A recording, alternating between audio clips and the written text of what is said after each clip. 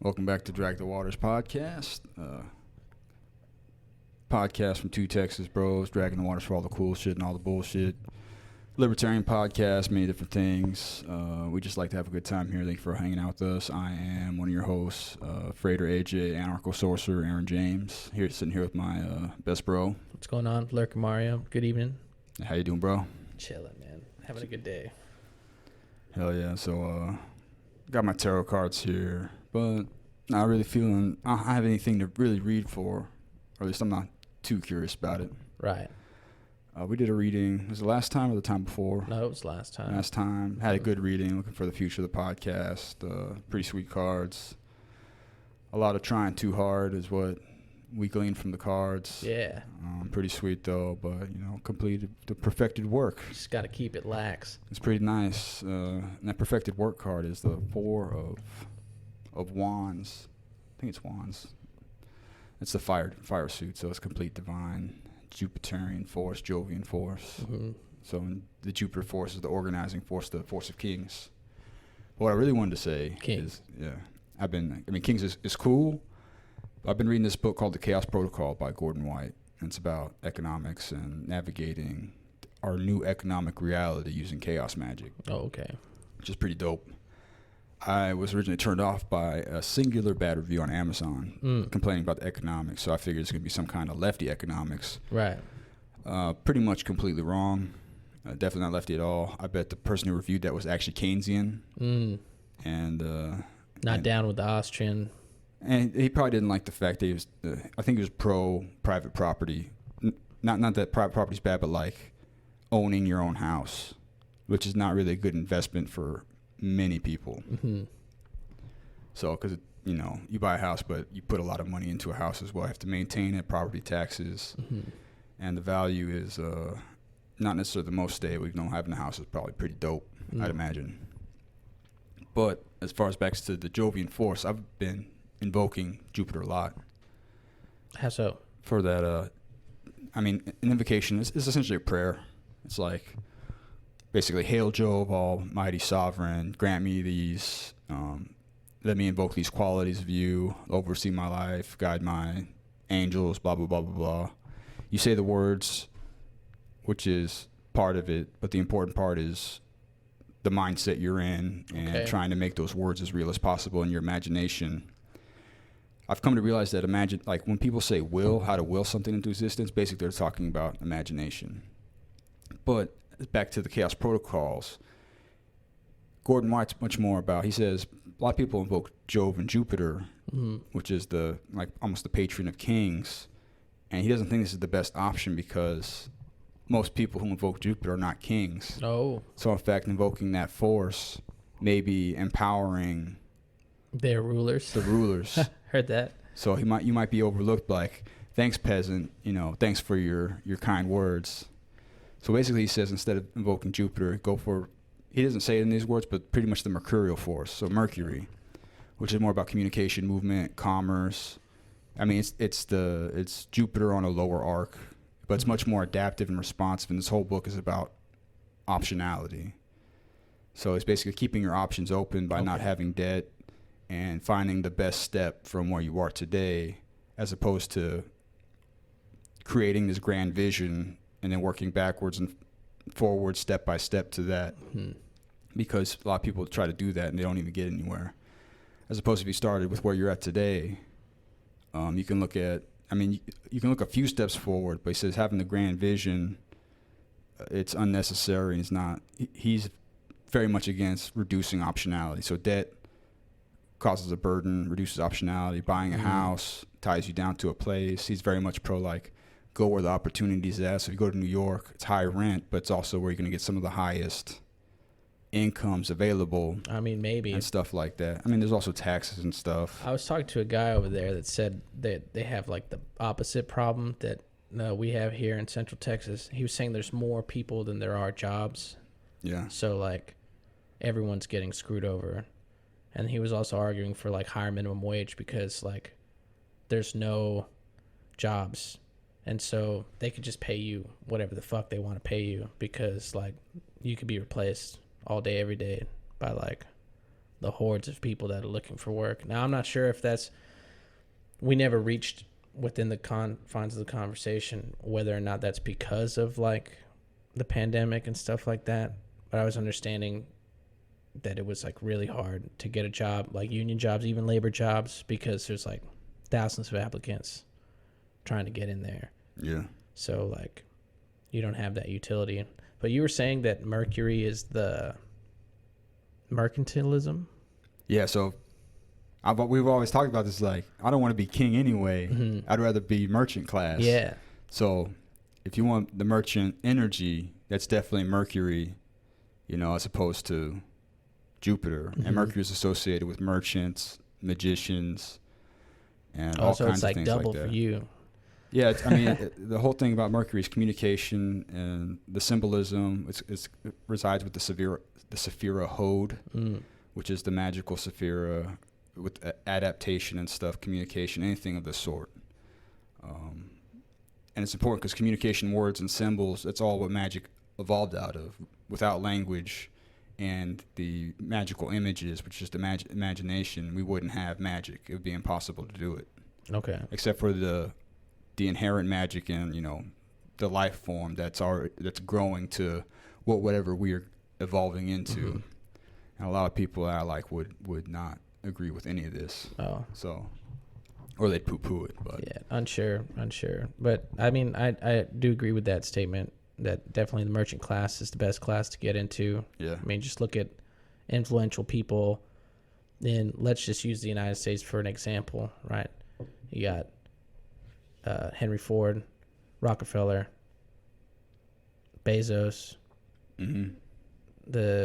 Steve Jobs. All these people were merchant class, and they didn't want to be president. They don't need to be president. Elon Musk, and they're all associated with movement. Mm-hmm. Elon Musk and his movement of money with PayPal, the movement to space with SpaceX, Tesla, the movement from South Africa to America. That too. Henry Ford was the automobile, how people move. Jeff Bezos is responsible for the movement of a lot of money and a lot of logistics and Rockefeller, logistics for oil, making it cheaper because instead of transferring it by the barrel, he transferred it by rail car. Mm-hmm. And then we were doing even better than that with the pipeline, but not anymore. Yeah, definitely. So, I mean, did we ever talk about the class system in the United States? I mean, we've touched on it. I mean, it's pretty inherent in our conversations and ideology. I don't know if I've ever talked about the American peasantry. Okay. I mean, we talked about Hayek a little bit and the road to serfdom. Right. And I'm pretty. I like throwing. Well, I don't throw it in people's face because I don't really talk to people. But yeah, we're pretty much American peasants. Right. It's I mean, people like to say, "Oh no, we're citizens." Blah blah blah blah. I'm not a peasant.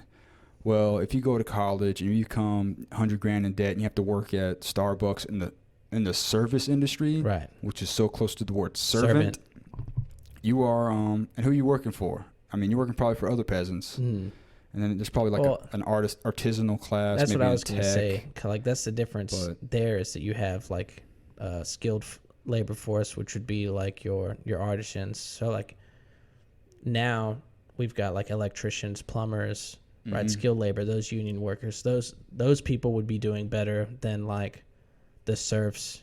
Or I guess everyone was a serf back in the day, but they would be doing better than a farmer. But the closest thing we have to slaves or peasants, other than people who are actually in prison working for pennies, abusive wages, would probably be the service industry, retail and whatnot. And all the work you're doing is going to fund huge corporations that eventually are funding back into banks and into the elite anyway.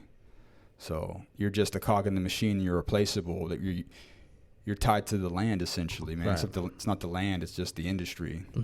So especially if you have a peasant mindset. Yeah, and so I would definitely recommend if you're out there working at a restaurant or working at anything that's paying $15 or less an hour, get some skills, dude.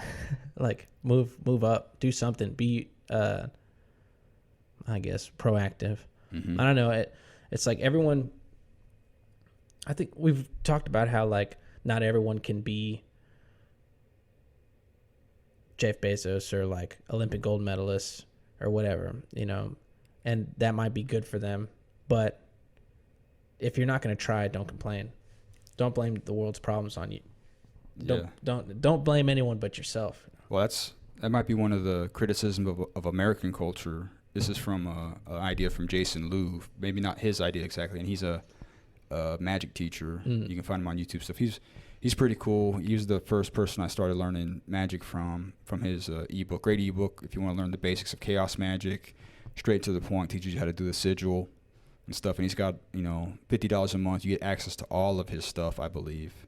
I don't know if he's changed his pricing structure, but he's got the left. He's from California. He's got the lefty economics, so he kind of it turns me off in his political thought. Now, what do you say? Like overwhelmingly charitable, or like problem solving, budget spending?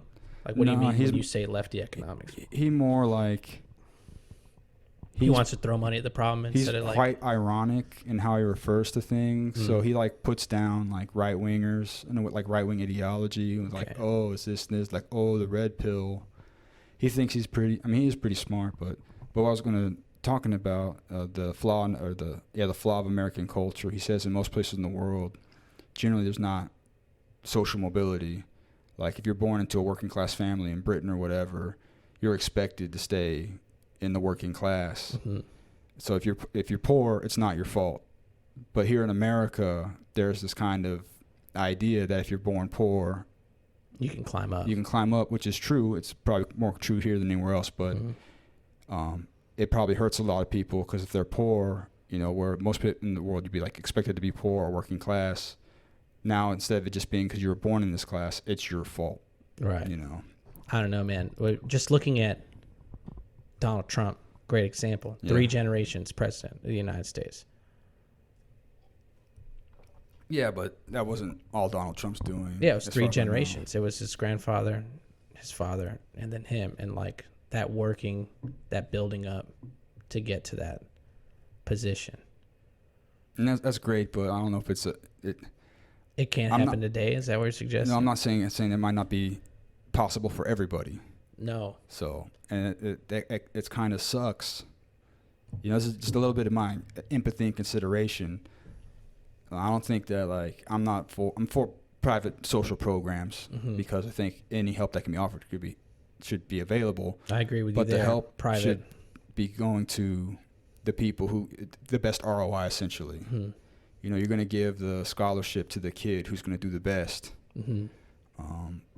So that you're getting the most for your money and the kid's getting the most help he can get to excel to the highest of his personal capacity. Yeah. Whether it's through, mentorship or academia, scholarship.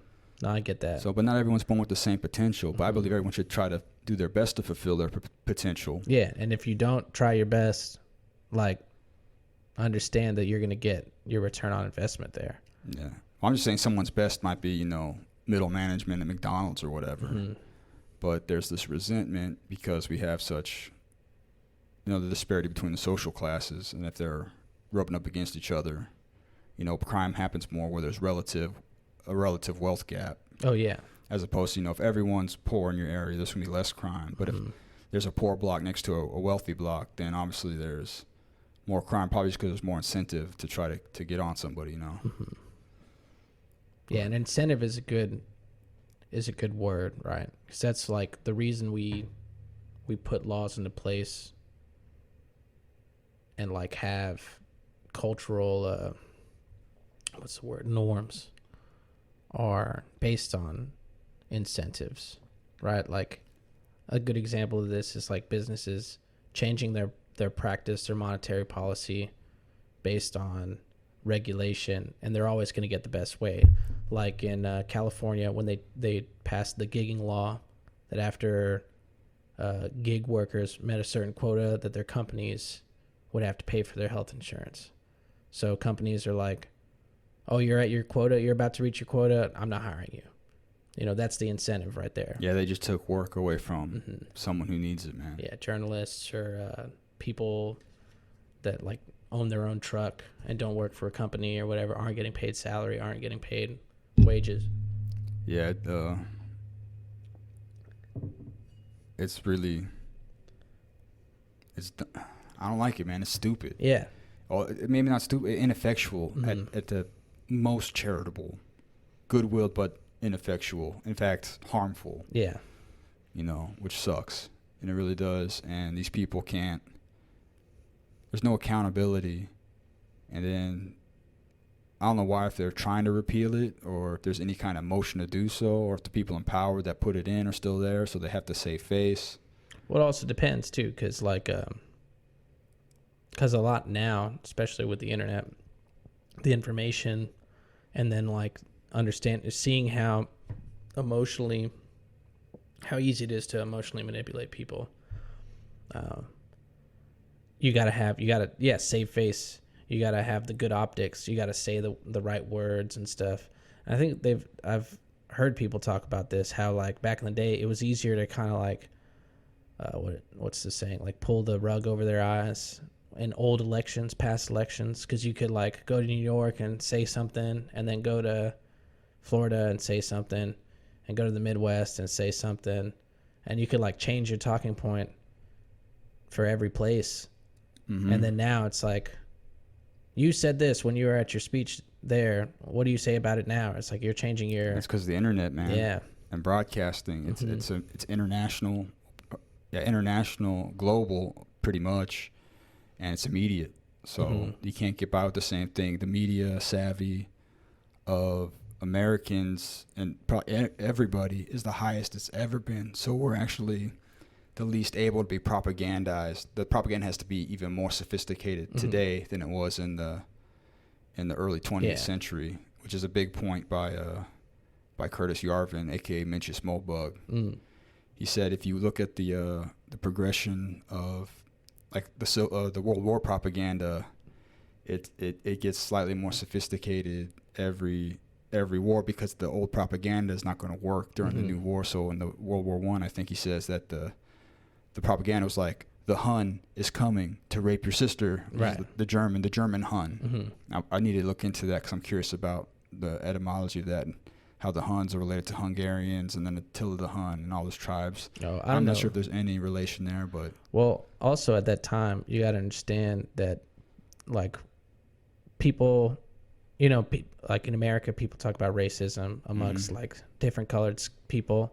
Back then, in the late 1800s, led by, I believe, the Progressives, they were reading books about Alpine and Anglo and Nord and mountain people or whatever, and they had like divided up Europeans as different races of individuals. And they even talk about how something that led up to socialization of the German people, the Nazi Party, was that like these people were what is it called, like inherently barbaric, and they needed like a strong figure, and they were like inclined, or like, what's the word, predestined, like bred to like want to follow a strong leader and be like followers or whatever, like so I mean, really, the more you read into it, you're just like, man, like people just have, particularly intellectuals, have like really interesting ideas on many things, and they also tend to think that they're better than everybody and that their thoughts are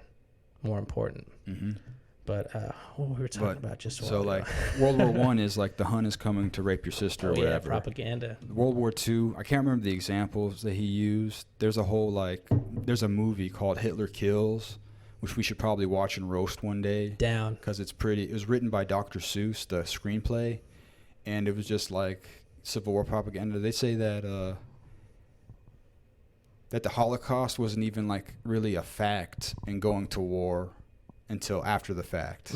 So it was like a revisionist, and it was like an excuse thing, you know. I don't know what the propaganda was like better, but if you look to I don't know about the Vietnam War, but like today, like the war in Iraq, it's like, we got to spread democracy, or we got to go liberate those people. You know, it's always we can't just keep like, be afraid of these people coming over here to rape your sister. It's not. People, and it had nothing people to aren't do gonna fall with for us that. having like military established bases over there. Like, I don't know. Yeah, so And people are onto it, which is why the whole Vietnam War thing with the hippie movement, people are starting to get it, and they're not like going to be duped into joining the military. Right. I think people join the military, it's more of either like a family thing, like a legacy, or it's like an economic decision. Like, I'm going to go in the military, get the GI Bill, and do this or that or whatever, you know? Yeah, and quite a few people talk about how that kind of culture was there leading into World War One. So, like, we had no reason to be over there, and yet it was, like, romantic and brave to, like, join the military. And then you go over to Europe, and then you're dead, like, 10 days later or whatever the fuck, like. But yeah, I think the information era and the propaganda and the decentralization of information, or like the less trust in centralized information, is only evidence that we need to have, like, centralized power doesn't work unless it goes all the way into a totalitarian society. And I don't think Americans want to live in a totalitarian society. So I think, I mean, you shared a great article the other day about, like, localization and being, like, just closer to home, and, like, nullification. Oh, yeah, that's the things, like, the only way supposedly for people to get their rights back from the government, you're not going to do it at the federal level.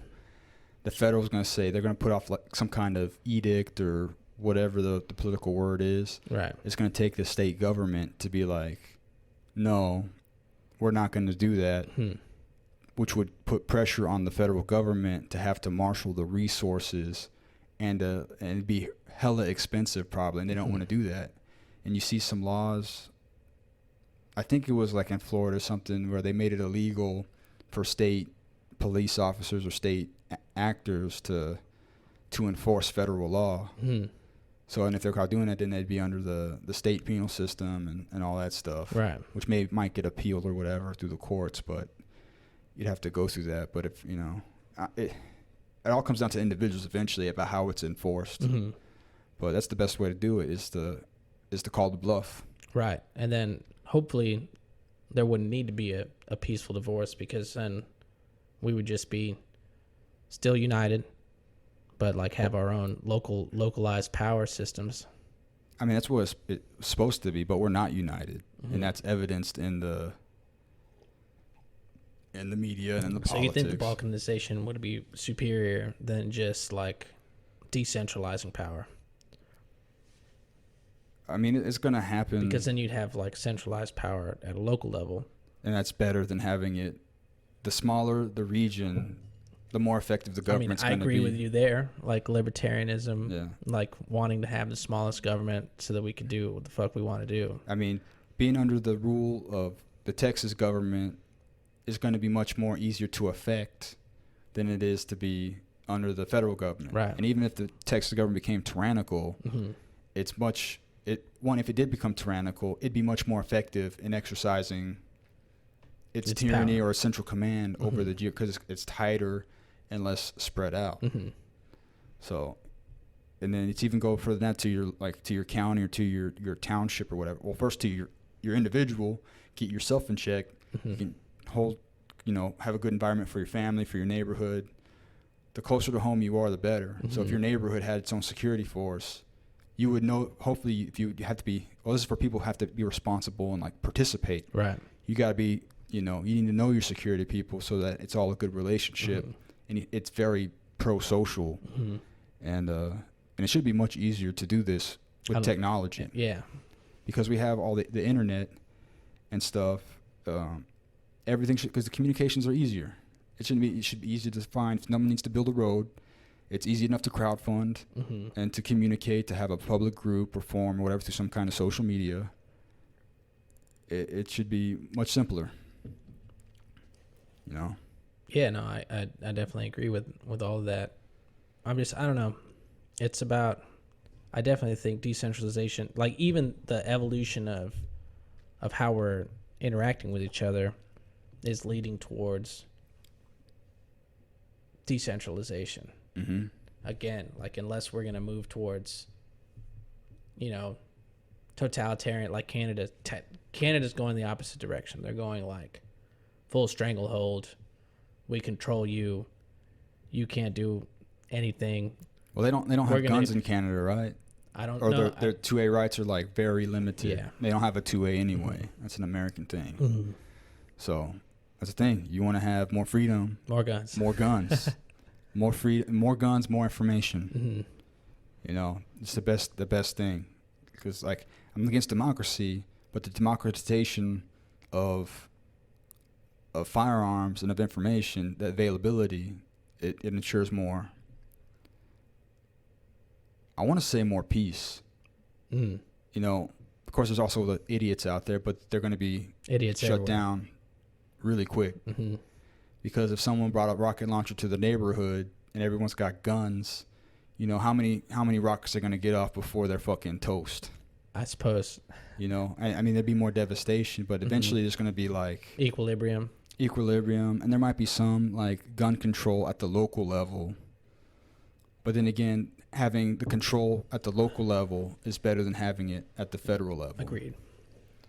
So that's the thing. Like, anarchism is a cool vision, but what it really does is it just shrinks. In practice, it's going to shrink the governments to smaller geographical areas, or potentially put them over online networks somehow. Yeah. I mean, I guess the problem there is we'll run into different types of federations. And I don't know, man. Like, I think even our founding fathers talk about, like, not getting in too many treaties with other countries that, like, bind us, like defensive pacts and military pacts and stuff like that. Like, that led to World War One. It's like one person got attacked, and so everybody had to, like, jump in because... Archduke Franz Ferdinand. Yeah. So... I mean, if America could always just been like, nah, we're not going to do that. Nah. Oh, you got a problem? You can always, send us a postcard. I suppose so. I mean, Mexico's interesting. You look at Mexico, I always like to think of it like Japan, like feudal Japan, but with guns. So you got the government, which controls Mexico. We call it the legitimate government. Yeah, quotations, right? But then you have all these daimyos controlling regions. The cartel leaders. Yeah. And then people in those cities play by their rules, you know? So, I mean, that's what would happen in an anarchist, quote-unquote, society in the United States. No, in the cartels, you say that they're building schools and hospitals or roads. Like, it's not all... This is true. It just sucks when they, have to cut off people's heads for drugs or whatever. Yeah. To show...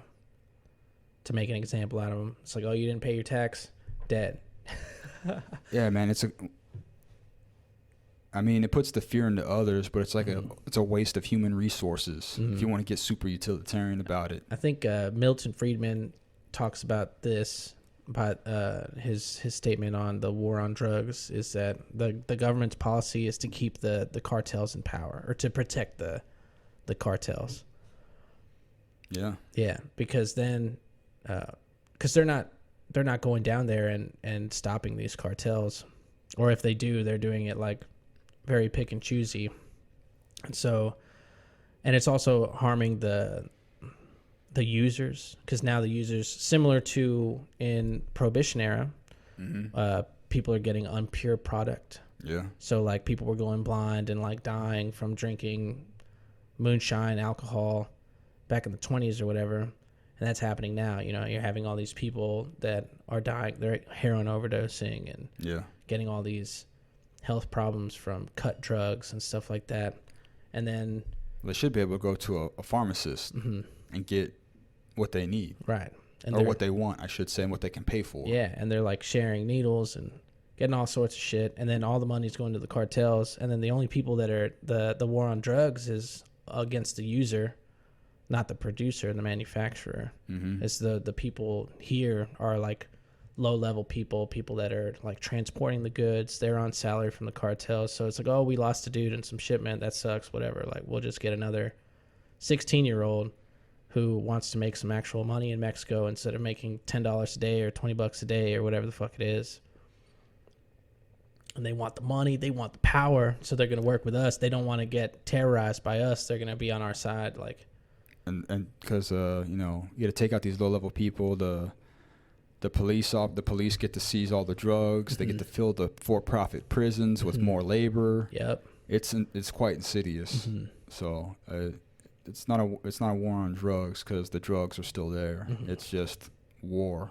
Yeah, and it's a waste of resources. So I'm against the war. War on poverty, war on drugs, any of that stuff. War on women. I don't know if that's a real thing.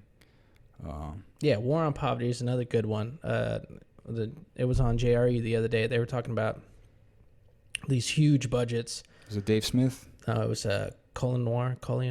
Did he do a new interview? Yes. All right, so I listened to his interview and finished my Dave Smith interview. Heard that. Because he just interviewed Dave Smith as well. Who's Dave Smith? The libertarian Tupac. Oh. The most consistent motherfucker you know. Heard that. Well, that's his brand. He's a comedian from Legion of Skanks, but he has this Part of the Problem podcast, which is one of the few libertarian podcasts. He's a cool dude. Okay. Yeah. Well, they're talking about the. And he's trying to legitimately hijack the Libertarian Party again. Oh, like run? Well, he's not running, but he's working to organize to change the mindset. The Mises Caucus to take over the Libertarians and get rid of the fucking.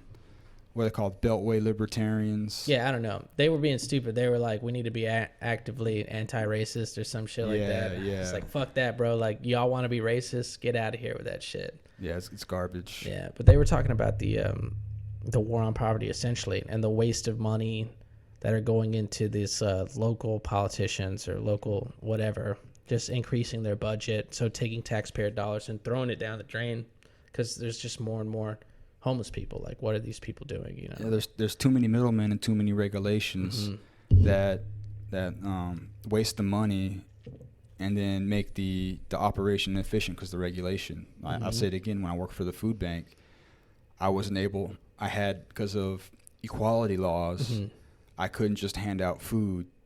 If I somehow distributed in a manner where someone potentially got more food than someone else, where that wasn't equal opportunity, I guess we could get in trouble or something. We'd probably lose funding. And so overall, as a result, I got to hand out less food than I could have to people who were hungry and in need. I mean, we got the food out anyway, but still, like, we could have done it much faster, given out more food to people who were there already hungry, families. Like, one person versus a family get the same amount of food going through the line. Heard that. How we did that. Hopefully they've changed it. But I don't know why the government needs to be getting, because the money's government money, so they got to have something. Well, and it's also like tax incentives and stuff too. So I remember I volunteered for a food bank, and they had like HEB was giving away like so much food, like it was blowing rescue. My mind, you know, like good food too. So, I mean, really, when I think about food waste, it's not necessarily grocery. It's like restaurants and shit. Well, we've had restaurants we rescued from too. Okay, cool. Hell of a pain in the ass though, because you have to like a bunch of stops, label everything. So like you have to do stickers. You have to portion out the food if it's not portioned. And then you have to put the date, the food bank information on there, plus the like food information and where it's from. Because I guess if someone gets sick and you have multiple calls, they can trace it back. And it's not a private entity, the food bank, or is it a? It's probably non-profit. Public. But since you're taking government money, you got to play by government rules. Right. And they're super afraid of, it pissed me off because, like, I was the operations coordinator. So, like, we get a truckload of bread to come in, and they won't say no. So we had to take in this bread, even though we have a small warehouse, and to fill half the warehouse with all these boxes of bread to where the people didn't even want to take bread anymore. Right. So, and some of these people were picky, too. Like, oh, no, we don't want that. Because people don't eat it, so they waste food there, and it bothers me how picky these people are. Yeah, beggars can't be choosers. I mean, they can. I just don't like. It's whatever, you know. If you don't eat the food, fine. Don't eat it. You want more cake? Eat more cake, you toothless bastard. Right. You know, but I mean, it's whatever. So I only lasted there a few months because it was too stressful dealing with the emotional, like, aura of those distributions, man. Yeah, man, I couldn't imagine. I'm not a sociopathic enough to handle that. Yeah, and it's interesting too that for some reason that I thought about bread lines since you were just talking about bread or whatever. Yeah. And dude, like every time there's a natural disaster, the commies got to get online and post pictures of bread lines or whatever and be like, this is capitalism or whatever, with and it'll be a picture of like 100 people waiting to get food at a food bank or food distribution or water or whatever, because they can't imagine, you know, that like once the logistics are back online in the next like 4 days, all the grocery stores are gonna be full again. Like, Yeah. I don't know. People are weird, man. People are funny. Oh, it's the whole identity thing and wanting to belong. And people get. I saw a girl at the corner store the other day. She's kind of cute, smoking a cigarette, and on her backpack, she had "Eat the Rich" written on it. I'm just like, okay. And there's a whole truck full of them. There's A whole truck full of them. well, not of cute girls, but I don't know what they were doing, where they're going. But I mean, "Eat the Rich." It's kind of one thing. I think Tim Dillon would be like, no, eat the poor. Yeah. But eat the rich is like, depends on what you mean by rich. Mm-hmm. Like, do you mean the CFO who's making $400K or the doctor or whatever? They're not the ones that are causing the problems. You're talking about like a fraction of the top 1%. They're like, this is where if I brought that Chaos Protocols book, like he had the numbers, man. It's like 60 or 137 corporations that control like half the wealth in the world. Well, mostly it's like JP Morgan and Chase, and you know, they have these meetings. Since they have so much capital, whatever they decide on in their meetings, they have control over, like they have a certain semblance of control over the global market. Right. So people can be like, oh man, that's a bummer. But if you're going to be a sorcerer, you got to learn to be an opportunist.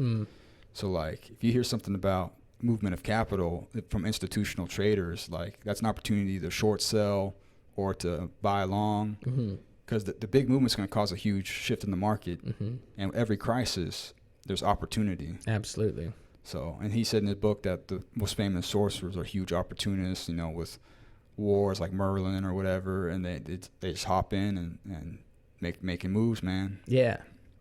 I mean, if you had bought even fucking Wingstop, dude. Wingstop went down to, I want to say like $12 at the beginning of the pandemic. And now I want to say it's several $100s.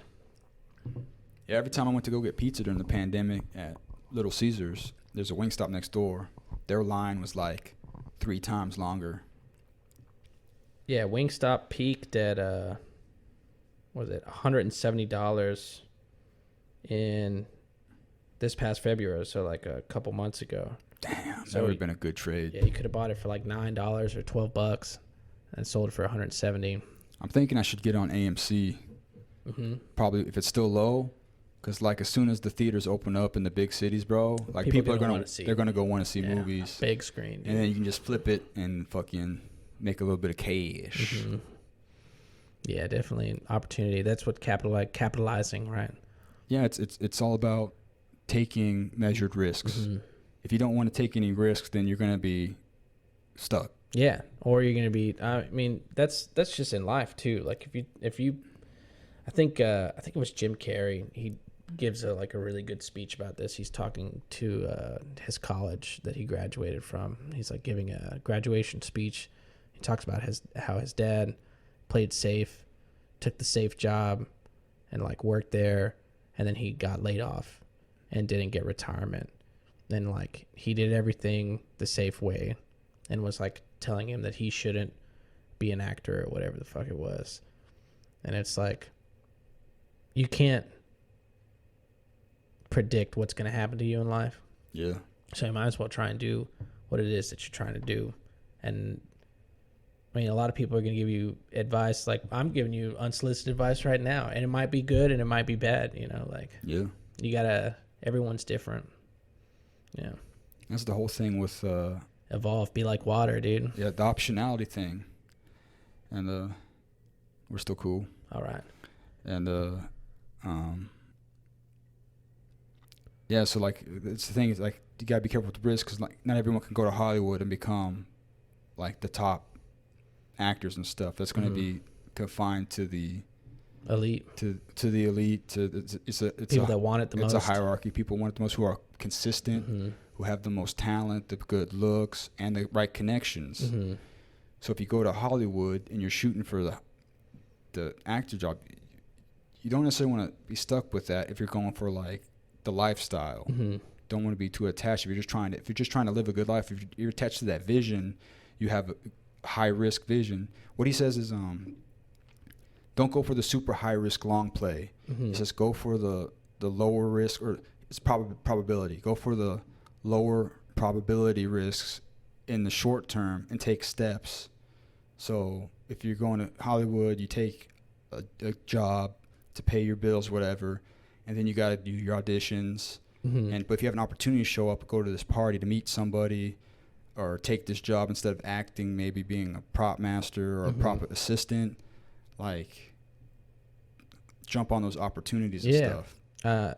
This is in the book Mastery by Robert Greene. It's like a self-help book. It talks about like achieving mastery in your desired field. And one of the first examples he uses is Freddie Roach, a legendary boxing coach, right?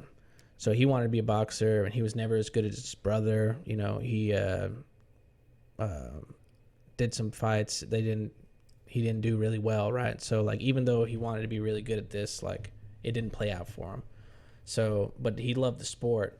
So eventually, like he started like giving pointers. He would go to a gym, right? I forget what his day job was, but he would go to a gym and like help some of the guys out. And then like he saw the way that other coaches were teaching, like the Cuban style, like having the pads and like practicing drills. And then he started doing that. And then all of a sudden, like he was doing it for fun, and it became a passion. He was working there more than he was working his day job. And then he became one of the best boxing coaches. He coached Manny Pacquiao. He coached George St. Pierre. You know, and George St. Pierre talks about this in a recent interview too. You know, how hard it is to be that elite, how hard it is to be the champion, the best of the best. You know, just looking at UFC for the last 12 years, you see a lot of people that get close and they never get it. Gustafsson's a good example. You know, he went and fought, I think, 3 champions, lost to all of them. You know, lost to John Jones, lost to DC. And George St. Pierre, he's like, when he says now, you know, like people come up to him and it's like, what's it take? Like, how do I get there? And he's just like, nah, do something else. Like, I know how this story goes. You know, like, it's hard. It's hard to be there. And then you look at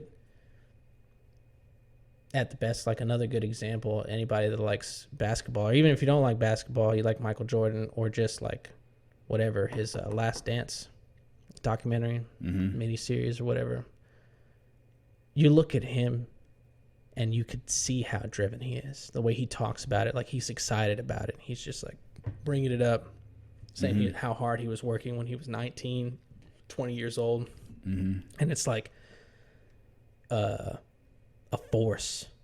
It's like it's not even an idea, like an opportunity. There's no, oh, but maybe I'll do this. It's just like, I wonder if he's a generator. Uncontrollable, like moving in one direction, you know. That sounds like a generator. And the same thing, there was Jack Carr, the author. He was on Joe Rogan recently. He talks about this. He's like, you know, when I was 9, I wanted to be a Navy SEAL, and I was reading all these books, these Tom Clancy books or whatever, Rambo, and it's Rainbow like, Six. Yeah, I want to write books, and everyone was telling him, oh, you're gonna get over that, like, whatever. You still want to do that? Whatever. Like, has he changed his mind? And he just didn't. He wasn't deterred. And now he was a Navy SEAL. He's retired. He's writing books. They're fucking kicking ass.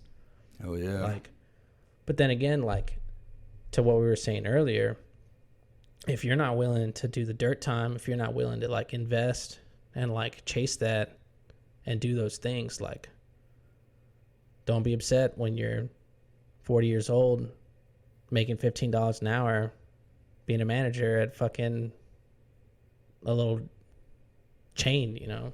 Yeah. I'm sure if you're managing, you're making more than 15. Yeah, hopefully. Yeah, I hope so. Yeah, because your job is going to be quite difficult. Or they're probably gonna be like, you're gonna get $15 an hour, but you're gonna get 70 hours of work, so you get that overtime. Mm-hmm. Hey man, salary at a Pan Express manager, $52K a year. Not bad, but you're probably there all the time and get tired of smelling orange chicken. Dealing with a bunch of employees that hate you and hate their job. Yeah. And then that one good employee that like shows up early, kicks everyone's ass, makes everyone look dumb on the line. Yeah, but that 20%. Some of those people get stuck though because they're so good. There's like, I can't lose you. I can't have you do anything else. And then you're like, maybe we can give you $1 extra. Oh, bro. You know, it's like they're going to squeeze everything out of you because they have to. Dude, that happened to my boy E-Dog, man. Yeah. I wanted him to get manager, and he made everyone look dumb, bro. Like he would he'd work like 4 stations.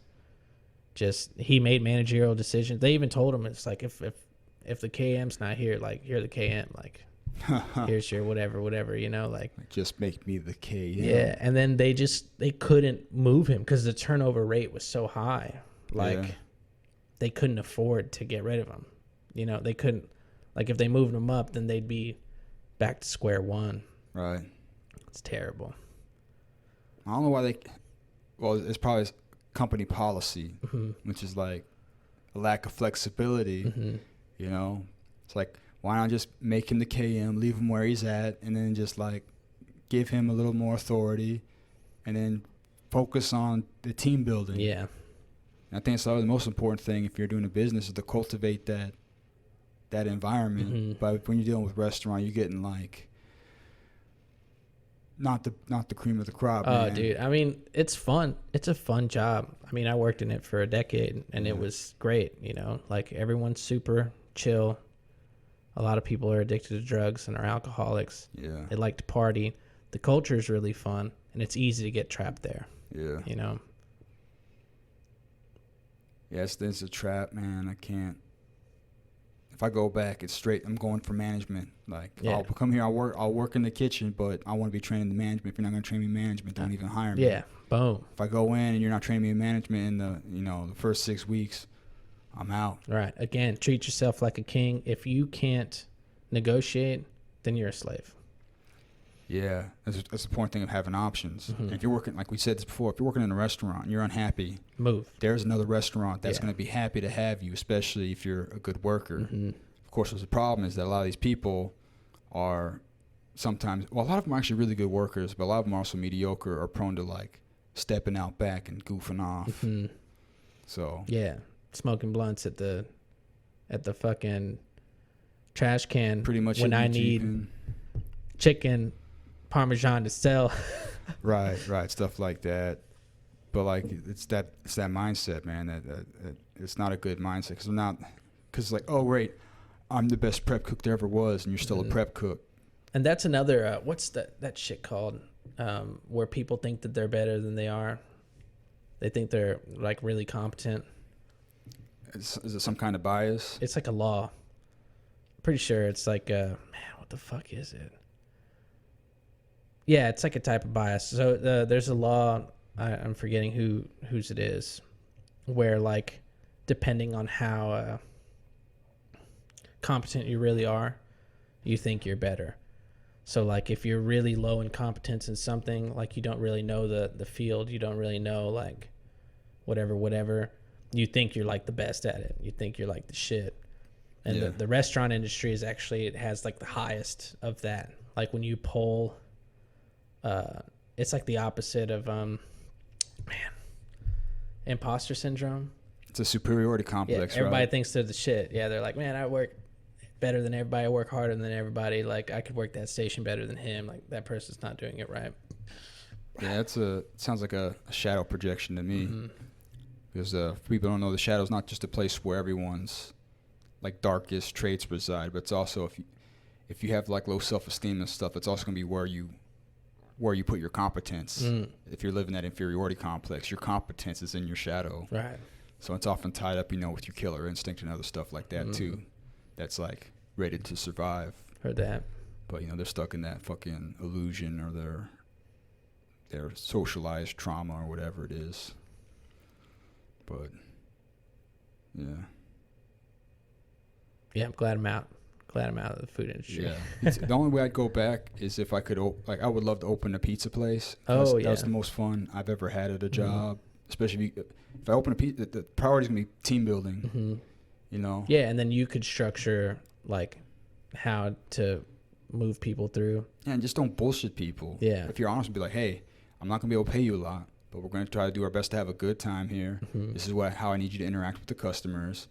Of course, they're all going to get, like, my free mental health training. So be like, fuck with that. That's just built in. If that person's an asshole, like, that's because that's them. It's not about you. Give them the best service and don't take it personally. Yeah. You know? And if you can't handle that. And then root the weeds, like, immediately. Yeah, coach people up or coach them out. Like, if you're not happy here, we'd be happy to get you somewhere else where you are going to be happier. Yeah. And you're going to thrive. And stuff like, you know. It's like, I'll give you a recommendation.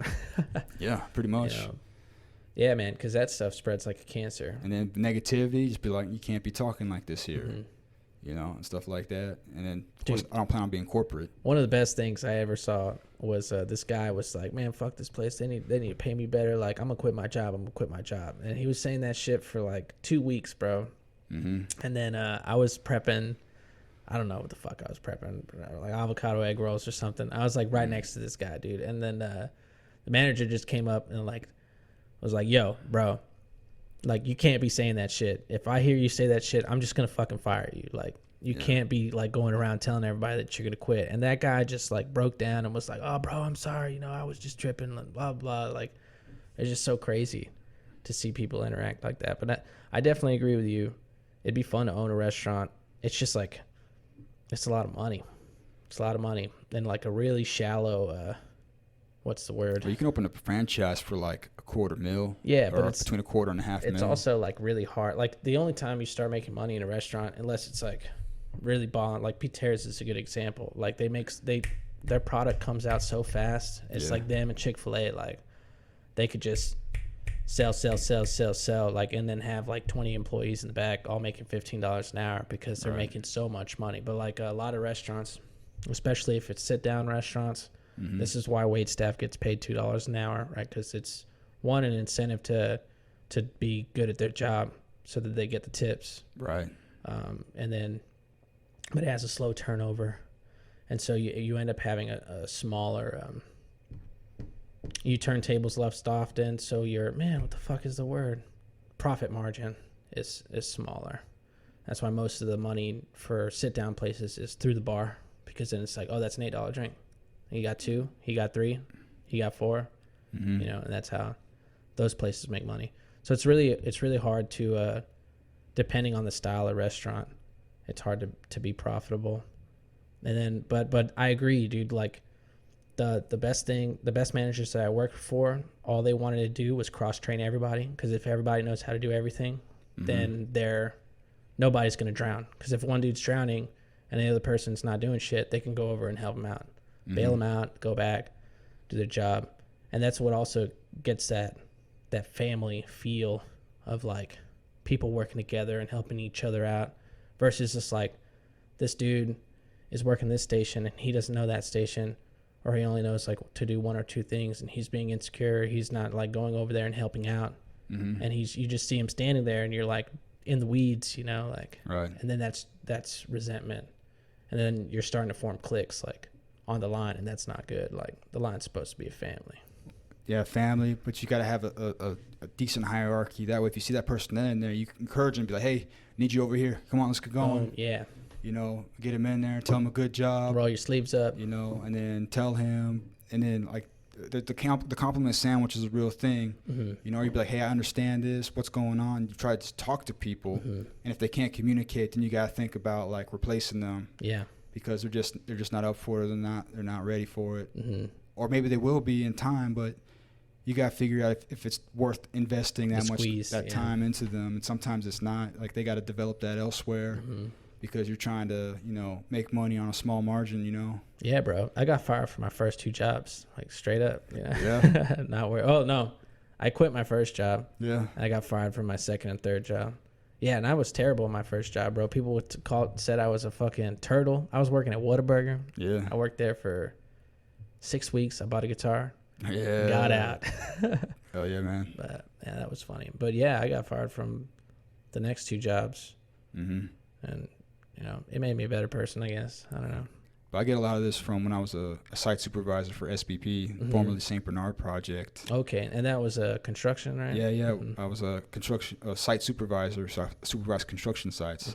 But we worked through volunteer labor, so people would have to come on site, and I'd have to train them in what they're going to be doing that day, and then oversee their work to make sure it was up to a decent quality and stuff like that. And I knew these people because most of them were unskilled, or if you want to be more politically correct, differently skilled. All right. So I'm sure they have other skills. Differently abled. Pretty much, like, and I try to say that because, like, I don't want to tell people they're unskilled because I don't want them to fulfill that prophecy. Right. So, like, I know you're good at something. So you're new today. I know you're going to be slow. I know you're going to be self-conscious, and it's okay. Especially if they're going to be with me for the week. It's like you're going to learn today, especially if we're doing, like, mudding. Like, you're going to learn today. Tomorrow you're going to sand what you did today, and you're going to see, how you did, and you're going to do better tomorrow. Oh, okay. So, like, and that's all I did, and I try to give them give them as much time as possible, and be like, this is, like, you're doing a good job for where you're at, and this is what we need. Dude, and it's also feels good, like, even from the employee standpoint, to, like, perform well. I remember when I was doing scaffolding, the people that sucked at their job or they were lazy on the site, because we had deadlines, and, like, nobody wants to be out in the fucking sun all day and shit. Yeah. And so, like, the people who sucked at their job, the foremans wouldn't pick them. So everybody would go to the yard. We'd be there 20 minutes early. If you weren't there 20 minutes early, everybody talked shit about you. And that wasn't the management. That was just, like, the other coworkers, because they're waiting on your ass. And sometimes they would leave, and you'd get there. I mean, this didn't happen to me, thank God. But, like, you'd get there, and the truck already left. So what are you stuck doing? Yard duty. You're just in the yard, and nobody wants to be in the yard, right? So, like, if you sucked, foremans wouldn't want to pick you. They'd be like, oh, whatever, I'll work with these guys. I need 90 guys to go do this. I need 7 dudes to do this, 11 people. We're going to send 2 teams. They're going to go do that. And if you sucked at your job, your job was hell, because all the other scaffold builders, they would just talk shit about you all fucking day, bro. They would just This is what like, make some you on bad. the left might refer to as toxic masculinity. Yeah, dude. But it's good. It's good because it makes you either it gets what's it called? It cuts the wheat from the chaff, right? It gets rid of, because if you're going to your job and everyone's talking shit at you, you're either going to perform better or you're going to leave. Yeah, because you're making everyone's job more difficult. Exactly. And sometimes having a bad worker is worse than having you not there. Yeah. So it was great because then when you start doing good, I was doing good. People are fighting for you. They're like, oh, I want Mario to come with me. I want him on my job or whatever. And then we start building, and then people see you trying, and then they start teaching you. It's like, oh, it's better if you do, it's faster if you do this way. Yeah. And then you're just getting that build, and then all of a sudden you're on the top of the scaffold, and people are passing you the shit and not you passing it up. You know what I'm saying? Oh yeah. And it's literally like a hierarchy, like the lead builder's on the top, putting the scaffold up. Right. And everyone's passing tools to you, you know? Yeah, I couldn't do it. I'd have to be a ground man. Yeah. I'd be the truck driver. I'd be the best fucking ground man possible. Or I'd run the yard. Because, I can't do heights. We talked about it before. I'd rather join the military than clip up, dude. Work on a skyscraper. Dude, I'd have to,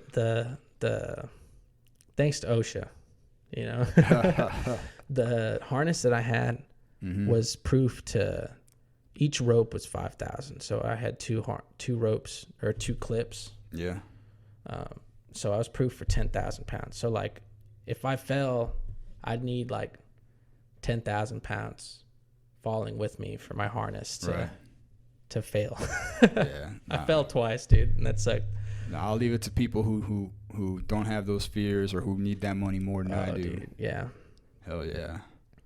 But yeah, team building, super important. Understanding how to work, and just knowing how to work, and being able to learn.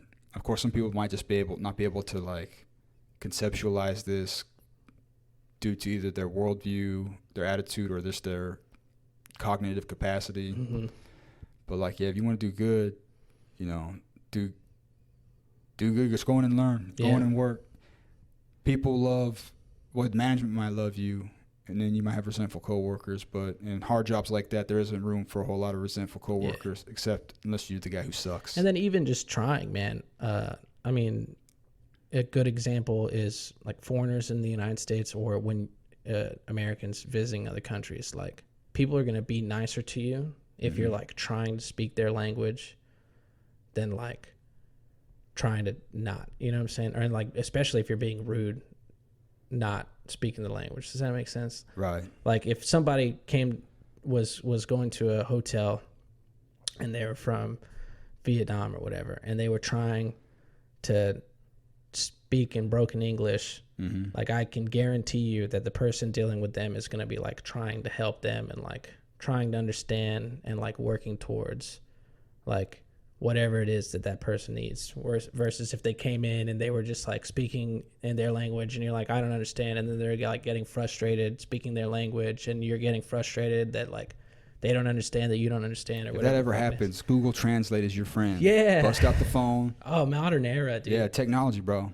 But we're on the hour, brother. You want to take us away? Yeah, man. Oh, got a little excited there at the end. That's good. It's good stuff, man. Good stuff. Great podcast. Yeah, dude. Thanks for joining us, everybody. Like and subscribe. Tell your friends. Follow us at dragthewaters.locals.com. You can follow me on Twitter at Mario_DTW. And we'll catch y'all guys next time.